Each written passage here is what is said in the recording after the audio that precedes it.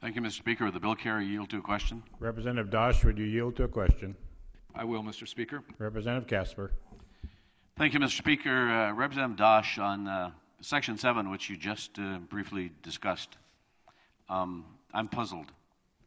It says we're purchasing property in the Walhalla Gorge and Frost Fire area. What type of property are we purchasing? What will it be used for, or what is it currently being used for? And how did the decision come about to put this purchase in the bill? Representative Dosh. Thank you, Mr. Speaker.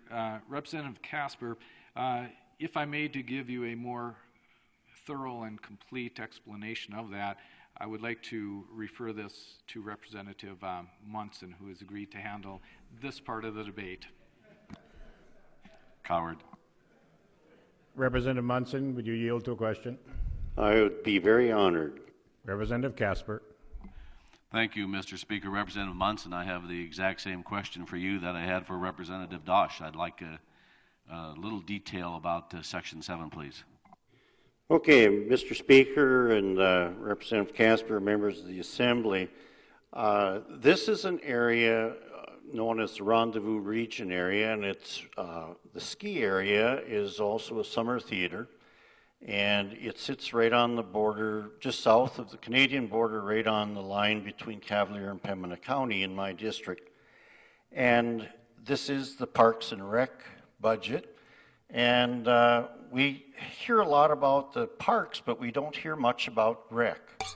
And the recreational area is in this Pembina Gorge, which is about 12,500 acres of wooded natural river. It's the longest stretch of river in the state of North Dakota that is unaltered. And the Parks and Rec have a number of trails. They are maintaining those trails. They are ATV trails. They are hiking, horseback, mountain bike, birding. They have all kinds of trails, and they are charged with keeping order up there. And they have no place to headquarter. So what they, and I was very surprised to find out that Parks and Rec does do stuff like this, and that they actually have a need for some kind of an interpretive center and an area for their game and fish, game wardens to headquarter out of. This particular ski area has been up for sale now, and they would like the state Parks and Rec to own it. And they are in their 70s, and it's been going for 35 to 40 years. It's a well-established business. Parks and Rec, if this purchase were to go through, would not operate it. They would lease it out just as they do with all the other boat docks and other things like that. So they would lease this out, find somebody to run it, and they would hopefully, if they were to buy it, be able to use that as a headquarters for the State Forest Service, which is our state forester is in Walhalla. The Parks and Rec people work out of their home because they have no area to work out of. And this is an opportunity, I think. And we tightened it up very tight so it would allow the purchase to go forward at no more than the appraised value. They have to raise 1/3 of the cost locally or regionally, and it has to be in cash, and it has to be upfront before anything would go through. So if this were to happen, it would be purchased at appraised value with 2 to 1, 2 from the state, $1 from the locals, to make an interpretive center and a headquarters for the Parks and Rec rangers and so on, because they are 7 miles away or working out of their home right now. Sooner or later, we're going to have something, and this happens to be for sale. May continue, Mr. Speaker. You may continue, Representative Casper. Would Representative Munson yield to another question, please? Representative Munson, would you yield to another question? I will. Representative Casper. Thank you, Mr. Speaker. Representative Munson, was this bill, this part of the bill, the purchase by the Parks and Recs, initiated by the Parks and Recs? Did they come to you and ask you to put this into the bill, or is this something that that came from some other source? Mr. Speaker and Representative Casper, it actually came from both. Representative Damshin and I went to a meeting, and we were made aware that they were going to put it up for sale, or wanted to try to sell their business.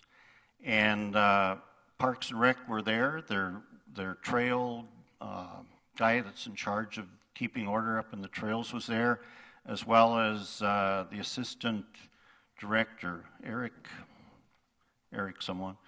And we met with them, and I have to be honest, Representative Damshin, I thought this was kind of a strange request. And as I dug into it more, once we got down here, I talked with Mark Zimmerman, the director of Parks and Rec, and he was very interested in this, and I was surprised at that because, frankly, I didn't think that Parks and Rec did things like this, but I found out they do. And so anyway, it was kind of a combination of both.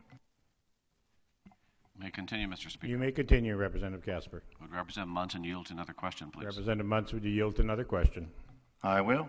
Representative Casper.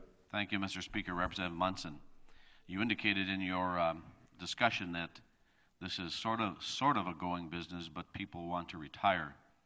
Is this a business that is making a profit, so that when the Parks and Recs receive or put in $1.6 million of taxpayers' money, we have an opportunity to recoup some costs? Or is this sort of a charitable thing we're looking at, which serves maybe other purposes than simply Parks and Rec?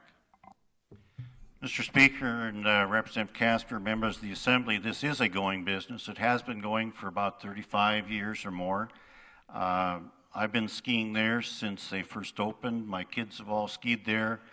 My granddaughter and I went skiing there last year. This is a going business.